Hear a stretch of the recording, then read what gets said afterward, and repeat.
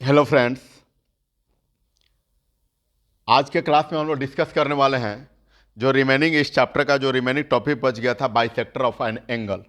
ठीक है, इसको आज हम लोग डिस्कस करेंगे इसके अबाउट में, क्योंकि पिछला जो क्लास में हम लोग पढ़े थे वर्टिकली अपोजिट एंगल और उससे जो रिलेटेड 4.1 का जो थ्योरम था इसको हमने देखा था। ठीक है, बट इस क्लास में हम लोग देखेंगे जो रिमेनिंग टॉपिक है बाइसेक्टर ऑफ एन एंगल। ठीक है, इसको तो बाइसेक्टर ऑफ एन एंगल यहाँ पर कह रहा है बाइसेक्ट मीन्स क्या होता है? Divides into two equal part, divides into two equal part, divides into two equal part, equal part. ठीक है, बाइसेक्ट का मतलब ये होता है।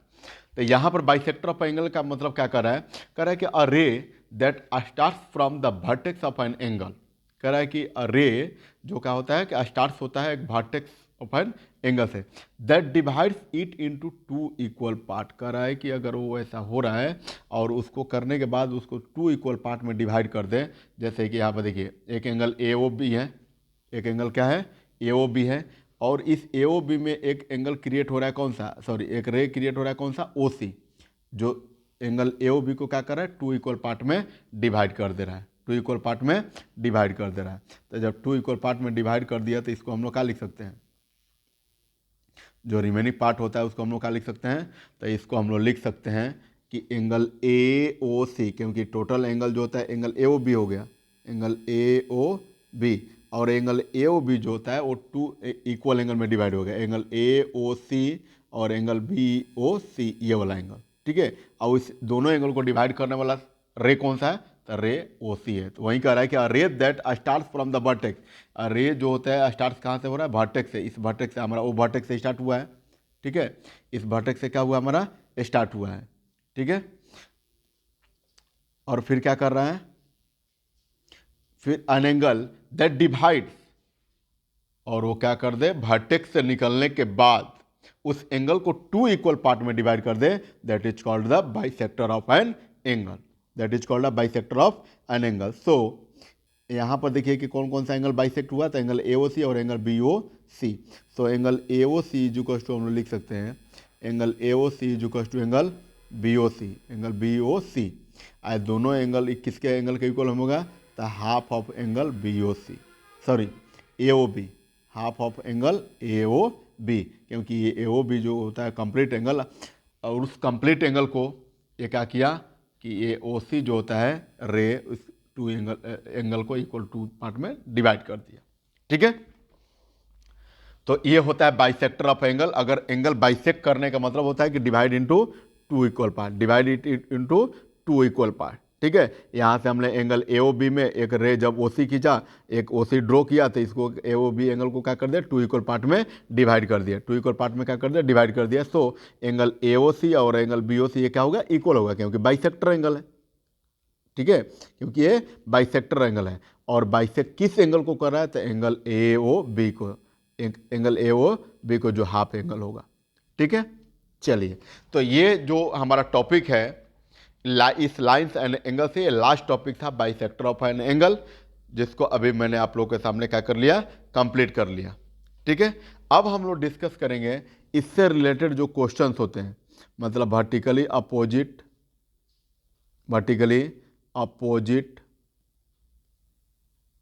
Angle and bisector of angle से related, bisector of an angle से रिलेटेड जो क्वेश्चन होता है, ठीक है, एग्जाम्पल के थ्रू हम लोग देखेंगे।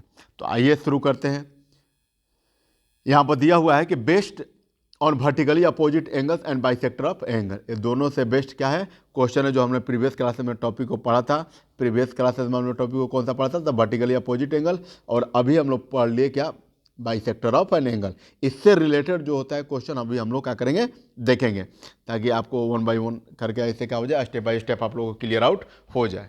ठीक है, आइए यहाँ पर क्वेश्चन में कह रहा है, क्वेश्चन एग्जाम्पल नंबर 11 में, in the given figure line P and R intersect at O. एक आप यहाँ पर कह रहा है कि एक लाइन पी और एक लाइन क्या है?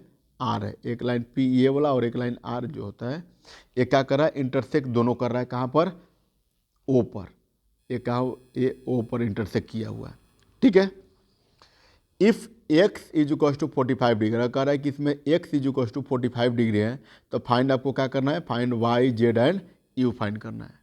ठीक है, फाइंड आपको क्या करना है, वाई जेड एंड यू। तो आप एक बात बताइए कि यहाँ पर जो होता है angle x is equal to angle z होगा कि नहीं होगा, angle x is equal to angle z होगा। ठीक है, और हम लोग क्या कर सकते हैं, angle y is equal to angle u भी लिख सकते हैं, एंगल यू। क्यों भाई, तो ये वर्टिकली अपोजिट एंगल से दोनों एंगल क्या है, इक्वल में है। ठीक है, दोनों एंगल क्या है, इक्वल में है। तो इसको अब बनाने का जो होता है आप कर सकते हैं कि यहाँ पर जो होता है x is equal to 45 degree दिया, तो अगर इसको लीनियर पेयर कर ले रहे हैं तो भी 180 में सब्ट्रैक्ट करेंगे तो वाई आ जाएगा, और वाई आ जाएगा तो फिर यू भी फाइंड कर सकते हैं क्योंकि दोनों एंगल इक्वल है।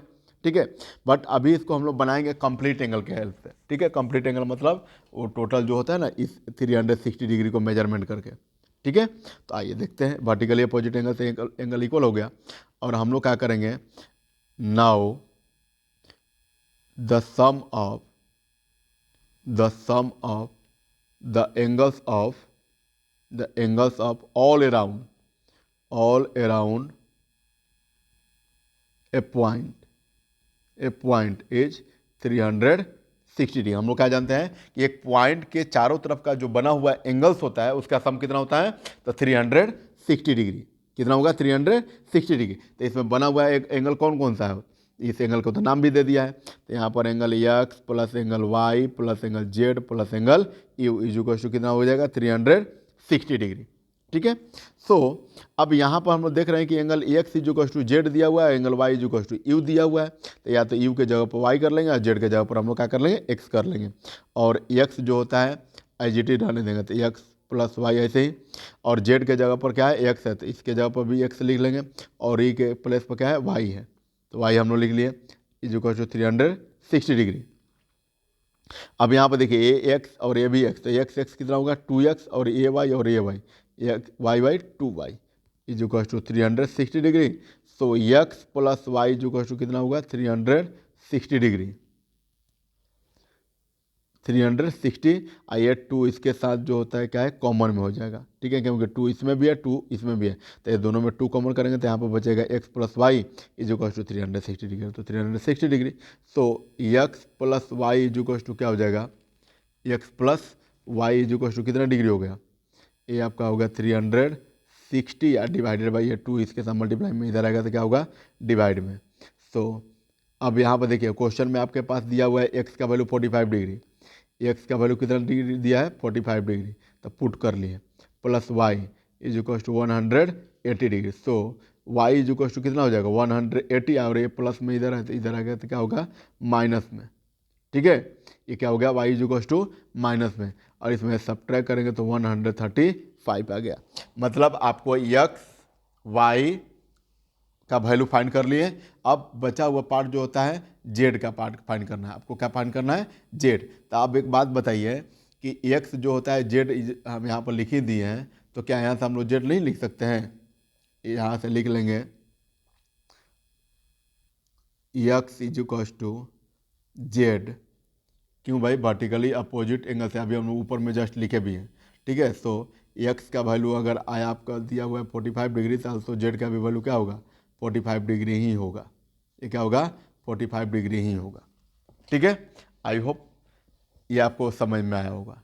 ठीक है, चलिए आइए नेक्स्ट एग्जाम्पल के थ्रू बढ़ते हैं। Next example, example number 12, example number 12। ठीक है, तो यहाँ पर कह रहा है, चलिए क्वेश्चन नंबर एग्जाम्पल नंबर 12 है। यहाँ पर कह रहा है कि in the given figure determine the value of y. In the given figure में क्या करना, वैल्यू वाई का फाइंड करना है। Hence find E O B, उसके साथ साथ ई ओ बी का किधर है भाई, तो ई ओ यहाँ पर है और बी ये वाला एंगल फाइंड करना है। उसके बाद एफ ओ ए ये वाला एंगल, उसके बाद फिर क्या करना है, सी ओ डी ये वाला भी एंगल फाइंड करना है। ठीक है, और ये एंगल को जरा देखिए तो कि ये वाला जो एंगल्स होता है इस एंगल के अपोजिट एंगल में है, ये वाला भी एंगल इस एंगल के अपोजिट एंगल में है, ये वाला भी एंगल इस एंगल के क्या है, अपोजिट एंगल में है। ठीक है, तो जरा देखिए कि ये दोनों का जो वैल्यू होता है वो इक्वल होगा। ठीक है ना, कि अगर यहाँ पर ये 2y है तो ये भी क्या होगा, 2y होगा। ये 5y है तो ये भी 5y होगा। ठीक है, ये थोड़ा सा इसको इरेज करके मैं लिख दे रहा हूँ अच्छे से। चलिए, यहाँ पर ये 2y है तो यहाँ पर भी ये भी क्या होगा 2y होगा। ये 5y है तो ये भी क्या होगा 5y होगा। और ये भी यहाँ पर क्या है 5y है तो ये भी क्या होगा 5, क्योंकि इसके वर्टिकल अपोजिट में ये वाला, इसके अपोजिट में ये वाला और इसके अपोजिट में ये वाला। अब जब हमको पूरा एंगल दिया हुआ है, क्या हो गया, पूरा एंगल जब दे दिया कि ये वाला भी 2, इसके अपोजिट में ये है तो ये भी 2y हो गया, इसके अपोजिट में ये होते ये 5y हो गया और इसके अपोजिट में ये भी हो गया तो ये भी क्या हो गया 5y हो गया। ठीक है, और आपको क्या पता होता है कि the sum of the angle around a point is equal to 360 degree. हम लोग क्या जानते हैं कि एक पॉइंट पर बने हुए एंगल्स जो होते हैं, चाहे वो जितने भी एंगल होते हैं, सारे के सारे एंगल का सम कितना होता है 360 डिग्री। ठीक है, तो अब हम लोग यहाँ से लिख लेते हैं एक लाइन को, क्योंकि अभी तक फिगर के माध्यम से हमने देखा कि एंगल 2y के इक्वल में एंगल BOI, मतलब एंगल AOD के इक्वल में एंगल BOE है, एंगल EOF के इक्वल में कौन सा एंगल COD, ये वाला एंगल है। ठीक है, और एंगल BOC के इक्वल में कौन सा है AOF, ये वाला एंगल इज इक्वल टू ये वाला एंगल है। ठीक है, तो इतना हम लोग पता लगाएं और इसको क्या करेंगे अब हम लोग लिखेंगे।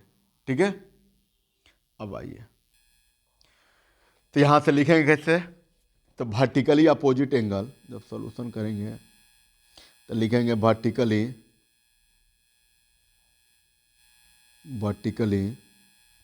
Opposite angles are equal.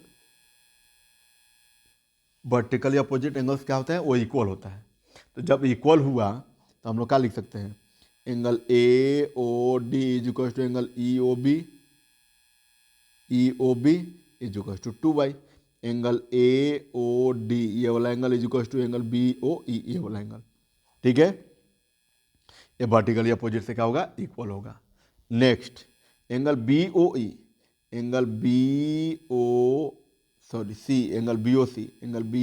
Is equal to angle AOF, angle BOC is equal to angle FOA is equal to कितना हो जाएगा 5 डिग्री होगा, 5y डिग्री। उसके बाद अब हम लोग बात करेंगे angle COD is equal to angle EOF। So angle EOF is equal to angle COD is equal to कितना हो गया आपका, ये भी हो गया आपका 5y।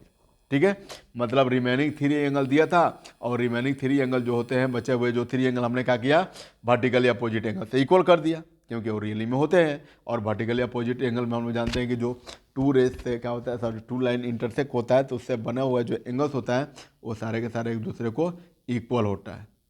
ठीक है, ये क्या होता है इक्वल होता है। ठीक, तो अब आइए अब हम लोग चलेंगे द सम ऑफ, यहाँ से लिखेंगे we know that the sum of that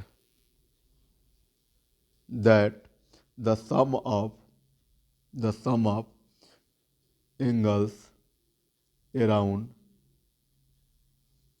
a point is 360 degree हुआ। ठीक है, हम लोग क्या जानते हैं कि एक पॉइंट से बना हुआ जो एंगल्स का सम होता है वो कितना डिग्री होता है 360 डिग्री होता है। तो अब 360 डिग्री हम लोग जान ही गए। आपके पास सारा एंगल 3 एंगल ऑलरेडी दिया था, अभी 3 एंगल हम लोग वर्टिकली अपोजिट एंगल फाइंड कर लिए। ठीक है, अब इसमें हम लोग क्या करेंगे, सारे एंगल को वैल्यू जो होता है हम लोग पुट करेंगे। कब, जब एंगल को हम लोग रिप्रेजेंटेशन कर लेंगे फिर। तो हमने लिखा यहाँ पर कि we know that the sum of all angle around a point is called 360 degree is equal to 360 degree. तो इसमें बना हुआ एंगल कौन कौन सा है, तो देखिए यहाँ से हम लोग शुरू कर रहे हैं AOD, angle AOD plus angle COD ये वाला angle COD plus angle BOC plus angle BOC plus BOC हो गया, उसके बाद BOE plus BOE plus EOF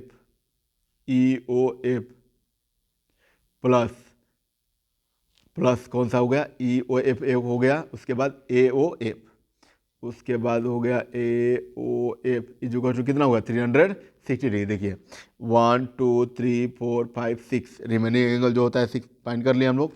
अब यहाँ पर जो होता है वैल्यू को पुट करेंगे, जो वैल्यू गिवन है। तो ज़रा देखिए कि ए ओ डी का जो वैल्यू ए ओ डी और ई ओ बी का वैल्यू जो होता है 2y है, तो यहाँ पर भी 2y हो गया, और ई ओ बी या बी ओ ई क्या हो गया, तो ये भी हमारा 2y है, ठीक है, प्लस है तो प्लस प्लस प्लस। उसके बाद फिर करेंगे बी ओ सी का जो वैल्यू होता है 5y है, सी ओ बी या बी ओ सी दोनों बात एक ही हैं। तो यहाँ पर है सी O B इजुकस to 5y plus B O C इजुकस to, ये भी क्या होगा, B O C इजुकस to 5y plus B O ई, ये हुआ आपका B O E इजुकस to 2y, B O E इजुकस to 2y plus E O F इजुकस to 5y plus A O F इजुकस to A O F इजुकस to 5y, so 360 degree. ये हुआ आपका, मैंने ए O D का जो value था 2y हमने put कर लिया, सी ओ डी का जो वैल्यू है बी ओ सी का वैल्यू जो था 5y हमने पुट कर दिया वर्टिकल अपोजिट एंगल से इक्वल करके।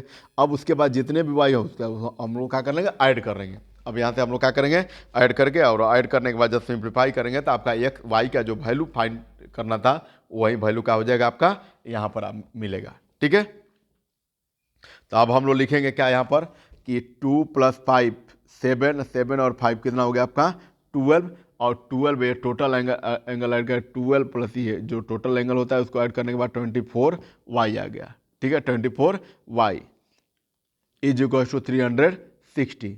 सो y is equal to 360 divided by 24, ये क्या हो गया 24। So y is equal to कितना मिला आपको, y इज इक्वल टू मिला 15 degree, y is equal to कितना मिला 15 डिग्री।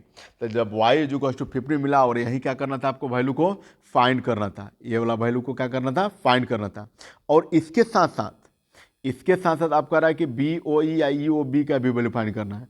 तो ई ओ बी या बी ओ ई या बी ओ ई दोनों बात एक ही है, और दोनों बात एक ही होने के साथ साथ जो बी ओ ई का जो वैल्यू होता है वो कितना है, तो ये वाला होता है आपका कितना, आपका है 2y, कितना है 2y, ठीक है। बी ओ ई का जो वैल्यू होता है वो कितना है 2y, और 2 इंटू वाई का वैल्यू कितना डिग्री रखा है 15 डिग्री है, और 15 टू जा 30 डिग्री, ठीक है। नेक्स्ट एंगल जो पूछ रहा है आपको क्या कर रहा है, ए ओ एफ या F O A, F O A, F O A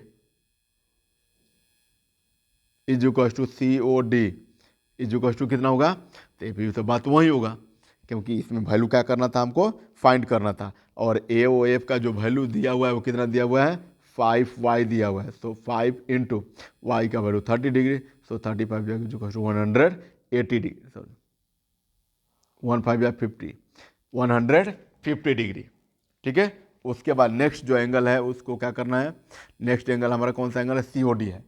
next angle कौन सा है हमारा, सी ओ डी, और सी ओ डी है सी ओ डी ये क्या है 5y के इक्वल में है। So angle C O D जो कितना होगा 5y दिया हुआ है, सो 5 इंटू वाई का वैल्यू कितना रखें, तो 15 इज इक्वल टू 75। ये हुआ आपका जो क्वेश्चन पूछ रहा था उसका प्रॉपर आंसर हुआ, ठीक है। जब भी आपको क्वेश्चन जो होता है इस टाइप से मिले तो समझ लीजिए कि केवल आपका परपेंड वर्टिकल अपोजिट एंगल, नहीं तो फिर क्या होगा लीनियर पेयर से इस टाइप का क्वेश्चन होंगे, या फिर जो अभी हमने जस्ट चैप्टर टॉपिक पढ़ा bisector of angle, bisector of an angle, तो बाइसेक्टर ऑफ एन एंगल से रिलेटेड जो भी टॉपिक है, ठीक है, आप उसको क्या करिए, आप उसको देखिए, ठीक है, क्योंकि इससे रिलेटेड ही अभी हम लोग क्वेश्चन कर रहे हैं, और एक जो वर्टिकली अपोजिट एंगल से रिलेटेड है उसको भी कर रहे हैं, ठीक है। तो आइए नेक्स्ट क्वेश्चन की तरफ हम लोग मूव करेंगे। Next question, question number 13, question number 13, ठीक है।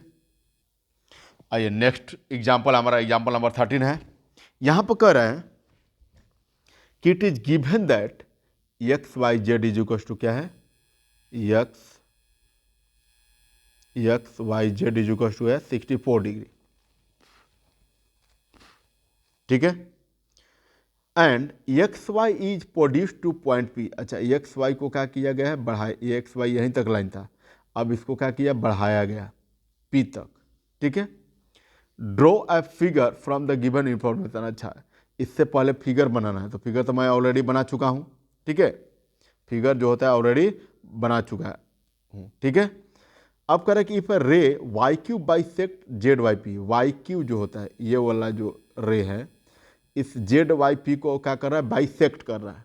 बाइसेक्ट करने का मतलब अभी हमने देखा क्या होता है, divides into two equal part, divides it into two equal part, two equal part, ठीक है। तो आपको फाइंड करना है एक्स वाई क्यू और क्यू वाई जेड, ठीक है, जो रिफ्लेक्स में एंगल में बनेगा, ठीक है।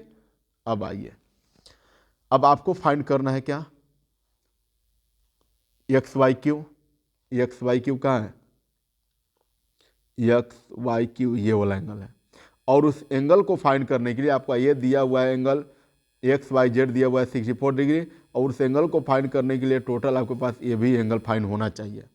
और इस एंगल को फाइंड करने के लिए हम लोग क्या करेंगे, फर्स्ट ऑफ ऑल ये वाला जो जेड वाई पी हम लोग जो होता है पूरा एंगल ये वाला फाइंड करेंगे, कैसे, लीनियर पेयर से। कैसे फाइंड करेंगे हम लोग, लीनियर पेयर से फाइंड करेंगे, ठीक है। तो लीनियर पेयर से जब फाइंड करेंगे तो इस क्वेश्चन को हम लोग समझने के लिए क्या करेंगे, एक रफ डायग्राम मैं बना रहा हूं, ठीक है। यहां पर कह रहा है कि एक एक्स वाई लाइन है, ठीक है, एक्स वाई लाइन है, इसको प्रोड्यूस करके कहां तक ले गया है, पी तक ले गया है, ठीक है, पी तक बढ़ाया गया है। उसके बाद यहाँ से जो एंगल बना हुआ है ये है आपका 64 डिग्री, ये वाला जो एंगल होता है 64 डिग्री है, ठीक है। और यहाँ से एक लाइन जो होता है ड्रॉ किया गया है, जो क्या कर रहा है, जेड वाई पी को बाइसेक्ट कर रहा है। तो फर्स्ट ऑफ ऑल हमको क्या करना है कि जेड वाई पी ये वाला एंगल जो होता है फाइंड करना पड़ेगा, क्योंकि लीनियर पेयर से हम लोग क्या कर सकते हैं, ये वाला एंगल प्लस ये वाला एंगल इज इक्वल टू क्या हो जाएगा, 180 डिग्री होगा, तो ये वाला जेड वाई पी आ जाएगा। और जब जेड वाई पी आ जाएगा तो इसको क्या कर रहा है कि एंगल जो ये क्यू वाई है या वाई क्यू है उसको बाइसेक्ट कर रहा है जेड वाई पी को। तो जब ये वाला total angle Z Y P is equal to आ जाएगा तो हम लोग क्या करेंगे, उसको बाइसेक्ट करने का मतलब टू इक्वल पार्ट में डिवाइड कर देंगे, मतलब टू से डिवाइड भी कर सकते हैं सिंपली, ठीक है। तो आइए फर्स्ट ऑफ ऑल हम लोग यहाँ से जेड वाई पी को फाइंड करेंगे, जेड वाई पी को क्या करेंगे, फाइंड करेंगे। तो लिखेंगे if X Y P is a straight line, is a straight line and zy stand on it, zy stand on it, ठीक है। हमने अभी क्या किया कि एक्स वाई पी एक है स्ट्रेट लाइन है और उस पर जेड वाई जो होता है क्या है, स्टैंड है। तो जब स्टैंड है तो इस पर बना हुआ एंगल कौन कौन सा होगा, X Y Z plus Z Y P, plus Z Y P. तो ये क्या होगा, X Y Z plus angle Z Y P is equal to कितना होगा, 180 डिग्री होगा, बाई लीनियर पेयर एक्जियम से, बाई लीनियर पेयर एक्जियम, ठीक है। इसको हमने किया और एक्स वाई जेड का जो वैल्यू होता है दिया हुआ 64 degree plus Z Y P is equal to कितना हो जाएगा, 180 degree. So angle Z Y P is equal to कितना होगा, 180 डिग्री माइनस 64, क्योंकि नंबर को नंबर तरफ हम लोग भेजते हैं, ठीक है। और यहाँ से जब हम लोग सब्ट्रैक्ट करेंगे कितना आ जाएगा, 116 डिग्री। ये आया जेड वाई का जो वैल्यू होता है टोटल यहाँ से यहाँ तक, ये कितना आया, 160 डिग्री, मतलब angle Z Y P is equal to कितना मिला, 116 डिग्री। ये हमने फाइंड कर लिया। तो जब ये फाइंड कर लिया 116 डिग्री, तो वाई क्यू जो होता है क्या कर रहा है, इस एंगल को बाइसेक्ट कर रहा है। बाइसेक्ट करने का मतलब टू इक्वल पार्ट में डिवाइड कर दे रहा है, ठीक है। तो आप टू इक्वल पार्ट में जब डिवाइड कर रहा है तो हम लोग क्या करेंगे, इसको लिखेंगे ऐसे। तो हम लोग क्या करेंगे, 116 जो होता है उसको टू इक्वल पार्ट में डिवाइड करेंगे तो ये बचा हुआ पार्ट जो होता है ये वाला एंगल हो जाएगा, ये वाला भी एंगल निकल जाएगा। लेकिन इसको लिखेंगे कैसे, लिखने पड़ेंगे ना, ठीक है। तो हम लोग यहाँ से लिखेंगे, क्या लिखेंगे कि जो वाई क्यू है, एज वाई क्यू बाइसेक्ट्स